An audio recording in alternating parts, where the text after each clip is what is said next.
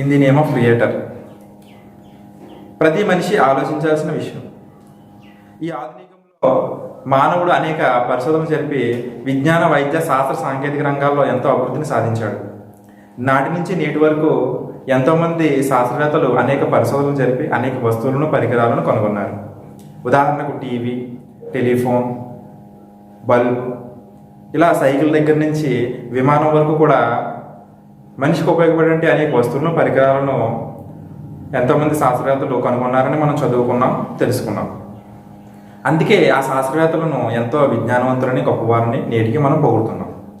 సరే, ఇంతకీ నా ప్రశ్న ఏమిటంటే, మనిషికి ఉపయోగపడేటువంటి అనేక వస్తువులను, పరికరాలను ఎంతోమంది శాస్త్రవేత్తలు కనుగొన్నారని నేటికి వారికి పాదావందనం చేసి కృతజ్ఞులై ఉండడం గమనించదగ్గ విషయం. మరి మనిషికి ఉపయోగపడేటువంటి ఈ సకల చరాచర సృష్టిని సృష్టించినటువంటి సృష్టికర్తకు మానవుడు ఎంత కృతజ్ఞుడై ఉండాలి. స్వయంగా ఈ సృష్టిలో ఉండే వాటిని మనిషి వెలికితీసి తయారు చేస్తే అతను ఏదో ఒక పద్ధతిని సృష్టించాడని మనం పొగుడుతున్నాం.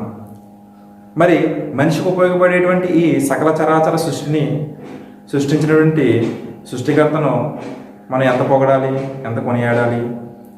ఎవరైనా ఏదైనా ఒక వస్తువును తయారు చేస్తే అది తయారు చేసింది ఎవరని మనం తెలుసుకోవడానికి ఎంత ప్రయత్నిస్తాం, ఎంత ఆసక్తి చూపుతాం. మరి మనిషికి ఉపయోగపడేటువంటి ఈ భూమిని, సూర్యుడిని, చంద్రుడిని మనకి ఉపయోగకరంగా తయారు చేసింది ఎవరని మనం ఎప్పుడైనా తెలుసుకున్నామా?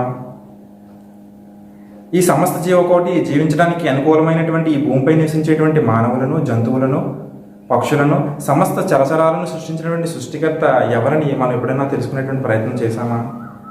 దీని గురించి ఆలోచన చేశామా? మరి ఈ విషయాల గురించి మనం ఆలోచించినట్లయితే మనకి రెండు ప్రశ్నలు ఉత్పన్నమవుతాయి. ఒకటి, ఈ సమస్త విశ్వాన్ని సృష్టించింది ఎవరు అన్నది. రెండు, ఈ సమస్త విశ్వాన్ని సృష్టించింది అనేక మందా లేక ఒకే ఒక్కరా అనేటువంటిది.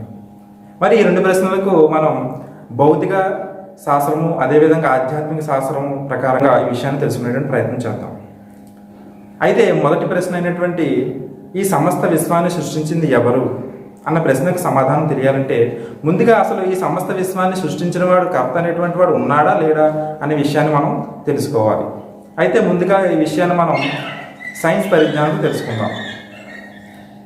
ఖగోళ శాస్త్రజ్ఞులు విశ్వం యొక్క పుట్టుక ఎలా జరిగింది అనే విషయంలో మిక్కిలి దిగ్విషయమైన, అందరూ ఆమోదకరమైన ఒక విషయం ద్వారా వివరించారు.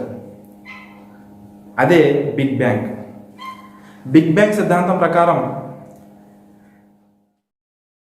ప్రారంభంలో మొట్టమొదట ఈ యొక్క విశ్వం అంతా కూడా కలిసి ఉండేదని, ఒక పదార్థ రూపంలో, ఒక ముద్ద ఆకారంలో ఈ యొక్క గెలాక్సీలు, ఈ యొక్క గ్రహాలు అన్నీ కూడా కలిసి ఉండేవని చెప్పేసి, తర్వాత ఒక పెద్ద ప్రేరుడు సంభవించగానే ఇవన్నీ కూడా గెలాక్సీలుగాను, గ్రహాలుగాను, సూర్యుడు, చంద్రుడు ఈ విధంగా గ్రహాలుగా విడిపోయి కక్షల్లో తేలియాడుతూ ఉన్నాయని చెప్పేసి చెప్పడం జరిగింది. అయితే ఇక్కడ మనం ఆలోచించాల్సిన విషయం ఏమిటంటే, ప్రారంభంలో సృష్టి ఈ యొక్క విశ్వం అంతా కూడా కలిసి ఉండేది, తర్వాత విడిపోయింది ఒక ప్రేరుడు సంభవించడం ద్వారా అని చెప్పేసి సైంటిస్టులు ఏదైతే తెలియజేస్తున్నారో, ఇక్కడ మనం ఆలోచన చేసినట్లయితే న్యూటన్ సిద్ధాంతం ప్రకారం ఒక వస్తువు కదలాలంటే బలం, శక్తి అనేటువంటిది ప్రయోగింపబడాలి. శక్తి అనేది వెనకాల ప్రయోగింపబడకుండా ఏది కూడా వస్తువు దాని స్థానం నుంచి మరొక స్థానానికి కదలదు. ఉదాహరణకి మనం ఒక బంతిని లేదా ఒక రాయిని తీసుకోండి. దాన్ని మనం విసిరితే మనం విసిరినటువంటి యొక్క ఫోర్స్, మన యొక్క ఉపయోగించినటువంటి శక్తి వల్ల అది దూరంగా వెళుతుంది. పైకి విసిరితే పైకి ఎంతవరకు మన యొక్క శక్తి అనేది ఉందో అంతవరకు పైకి వెళుతుంది, తర్వాత మళ్ళీ కిందకు వచ్చేస్తుంది భూమి ఆకర్షణ శక్తి వల్ల. అదే దాన్ని మనం స్పేస్లో పెట్టామనుకోండి, అది అలా నిశ్చలంగా ఉండిపోతుంది. అంటే ఏమిటి, అక్కడ మనం శక్తి అనేది ఉపయోగించాం కాబట్టి అది పైకి కానీ కింద కానీ వెళుతుంది. మరి ఇది ప్రారంభంలో ఈ విశ్వం అంతా కలిసి ఉండేది, తర్వాత ఇలా ప్రేరుడు సంభవించి విడిపోయింది అని చెప్పేసి, అయితే గ్రహాలుగా, నక్షత్రాలుగా ఇవన్నీ కూడా ఒక క్రమ పద్ధతిలో ఉన్నాయంటే ఖచ్చితంగా ఆ ప్రేరుడు సంభవించడం కారకుడు ఒకడు ఉంటాడు. ఒక ఇల్లు ఉంది అంటే దాన్ని తయారు చేసిన వాడు ఎలా అయితే ఉంటాడో, అలాగే సృష్టి ఉంది అంటే క్రమబద్ధంగా ఖచ్చితంగా దీన్ని తయారు చేసిన వాడు ఉన్నాడు అనేటువంటి విషయం మనకు అర్థమవుతుంది. అందుకే శాస్త్రవేత్తల పితామహుడు అయినటువంటి ద గ్రేట్ ఆల్బర్ట్ ఐన్స్టీన్ ఏం చెప్పారనంటే, there is some power which is leading total universe అని చెప్పారు. అంటే ఈ సమస్త విశ్వాన్ని అతీతమైన ఒక శక్తి, పవర్ నడిపిస్తూ ఉంది అని చెప్పేసి. అంటే దానికై సృష్టి అంతా కూడా నడవట్లేదు, ఏదో అతీతమైన శక్తి నడిపిస్తుంది, క్రియేటర్ ఉన్నాడు అని చెప్పేసి ఈ విషయాన్ని చెప్పడం జరిగింది.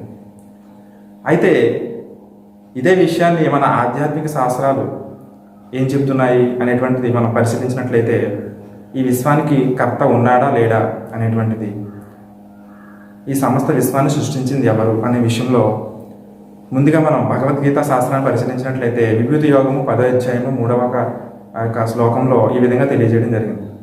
వ్యోమామ జమనాదిం చవేతి లోక మహేశ్వరం. అంటే ఈ సమస్త లోక మహేశ్వరం అని చెప్పి చెప్పండి. అంటే సమస్త లోకములకు దేవుడే నియామకుడు, నియమించిన వాడిని సమస్త లోకములను అని చెప్పేసి అక్కడ చెప్పడం జరిగింది.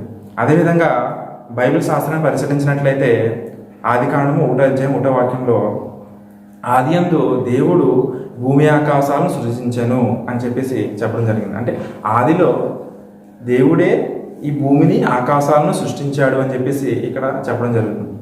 అదేవిధంగా అంతిమంగా చిట్ట చివరికి వచ్చినటువంటి గ్రంథమైనటువంటి ఖురాన్ గ్రంథాన్ని పరిశీలించినప్పుడు అక్కడ లుక్మాన్ 31వ అధ్యాయం 10వ వాక్యంలో ఈ విధంగా తెలియజేయడం జరిగింది.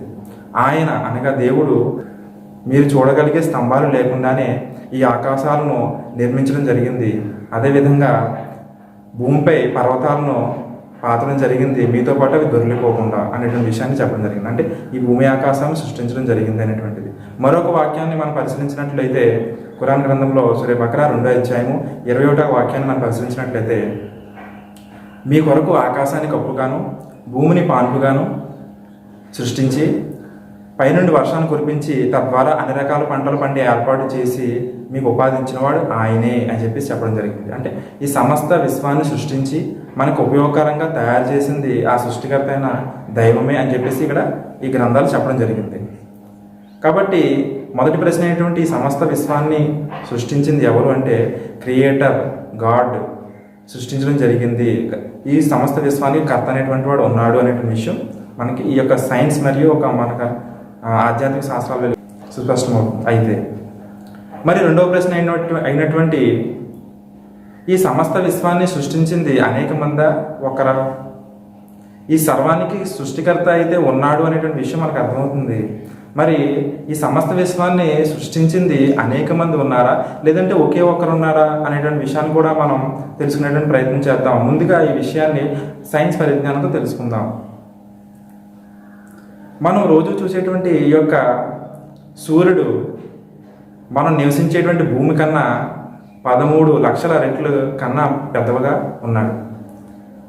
సూర్యుడు ఎంత పెద్దగా ఉన్నాడు అంటే ఇక మనం చూసేటువంటి నక్షత్రాలు కొన్ని లక్షల రెట్లు సూర్యుని కన్నా పెద్దదిగా ఉంది ఒక్కొక్క నక్షత్రం కూడా.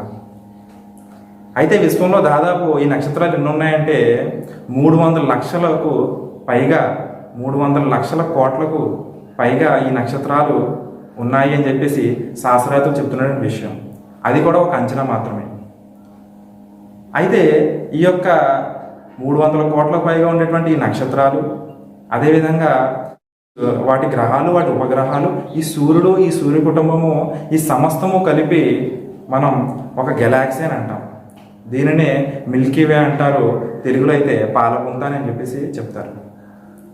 అయితే ఈ పాలపుంతలు ఈ విశ్వంలో ఎన్ని ఉన్నాయంటే సుమారు 250 కోట్లకు పైగా ఈ మిల్కీ వేస్ అనేటువంటివి ఉన్నాయి. ఇది కూడా ఒక అంచనా మాత్రమే, ఇంకా ఎక్కువే ఉండొచ్చు.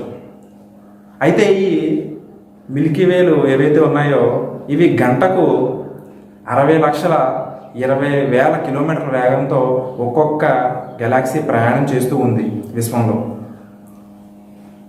అయితే ఎంత స్పీడ్గా ప్రయాణం చేస్తూ ఉన్నా సరే ఎప్పుడూ ఈ యొక్క గ్రహాలు, ఈ గెలాక్సీలు, ఈ మిల్కీవేలు, ఈ పాలపుంతలు ఎప్పుడు విశ్వంలో ప్రయాణిస్తూ కదులుతూనే ఉన్నాయి. కానీ ఎక్కడ ఎటువంటి ప్రమాదం, యాక్సిడెంట్ కూడా జరగలేదు.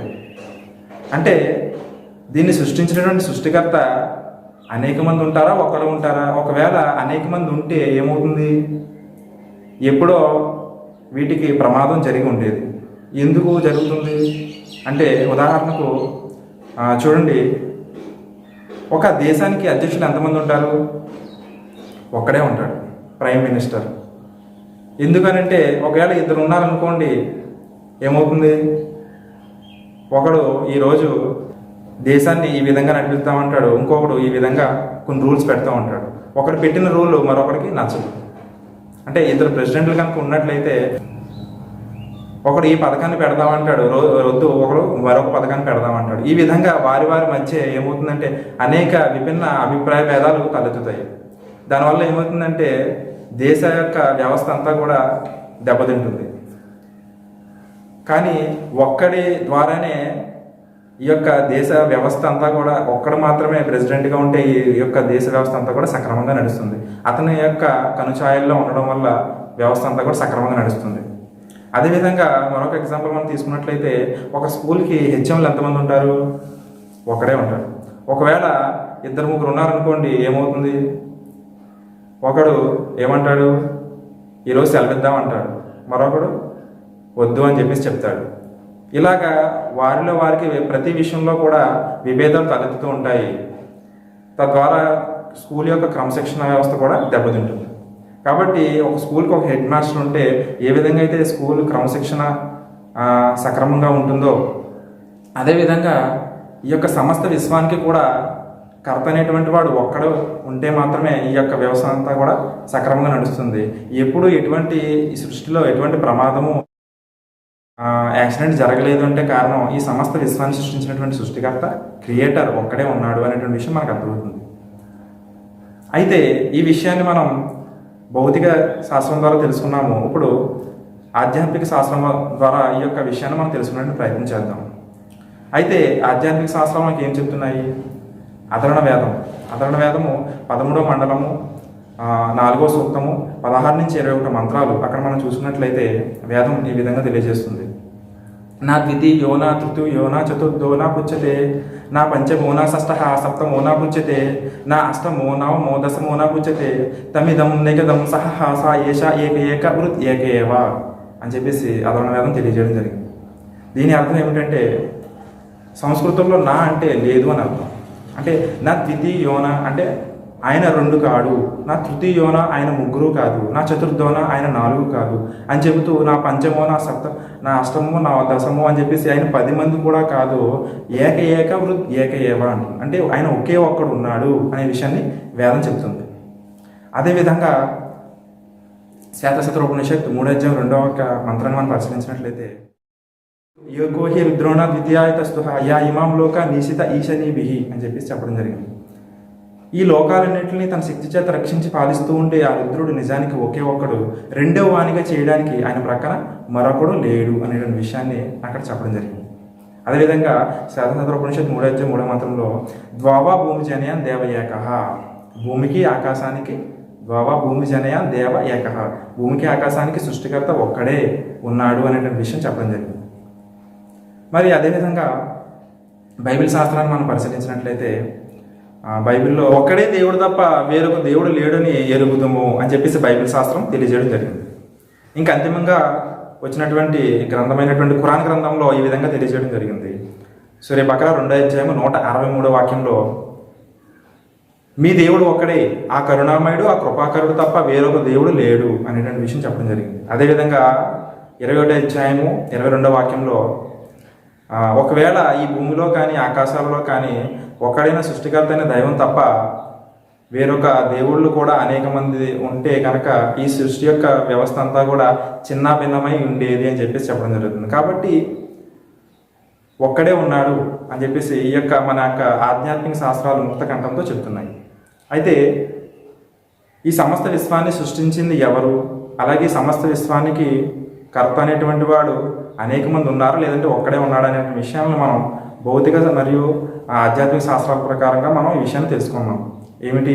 ఈ సమస్త విశ్వాన్ని సృష్టించినటువంటి వాడు ఉన్నాడు, అయితే ఆయన కేవలం ఒకే ఒక్కడు అనేటువంటిది.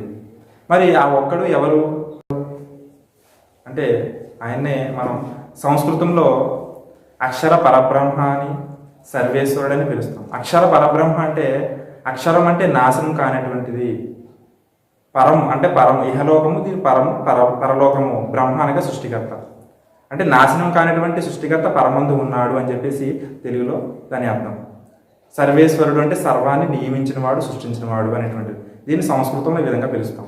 అదేవిధంగా హెబ్రూలో యెహోవా, యావే అని చెప్పేసి ఆ విధంగా పిలవడం జరిగింది హెబ్రూ భాషలో. అదేవిధంగా అరబీ భాషలో అల్లాహ్ అంటే అల్ ప్లస్ ఇలాహ్, ఇలాహ్ అంటే ఆరాధనకు అర్హుడు, పూజనీయుడు అని చెప్పేసి తెలుగు అర్థం. అరబీ భాషలో ఆ పదాన్ని అల్లాహ్ అని చెప్పేసి పిలుస్తారు. అదేవిధంగా తెలుగులో దేవుడని, సృష్టికర్త అని పిలుస్తాం. అదేవిధంగా ఇంగ్లీష్లో గాడ్, క్రియేటర్ అని చెప్పేసి, అంటే జీఓడి గాడ్ అంటే జనరేట్ చేసేవాడు, ఆపరేట్ చేసేవాడు, అదేవిధంగా డిస్ట్రాయ్ చేసేవాడు, క్రియేటర్ అని చెప్పేసి చెప్పడం జరిగింది. ఇంకా హిందీలో భగవాన్ అని చెప్పేసి పిలుస్తారు. అయితే ఇక్కడ మనం గమనించాల్సిన విషయం ఏమిటంటే, మనం మంచినీళ్ళను తెలుగులో ఏమంటాము? నీరు అంటాం, నీరు. అదేవిధంగా దానినే ఇంగ్లీష్లో ఏమంటాము? వాటర్ అంటాం, హిందీలో పానీ అంటాం. కానీ ఇక్కడ భాషలు వేరుగా పిలుచుకున్నాం, కానీ పదార్థం అయితే ఏంటి? ఒకటి. అంటే ఇక్కడ భాషలు వేరుగా ఉన్న పదార్థం ఏ విధంగా అయితే ఒకటో, అదేవిధంగా ఇక్కడ సంస్కృతంలో కానీ, హెబ్రూ భాషలో కానీ, అరబీ భాషలో కానీ ఇలాగ అనేక భాషల్లో ఆయన పిలుచుకున్నా సరే ఆ సృష్టికర్త అనేటువంటి వాడు ఒక్కడే అనేటువంటి విషయం మనకి సుస్పష్టమవుతుంది. తదాస్తు. జై హింద్.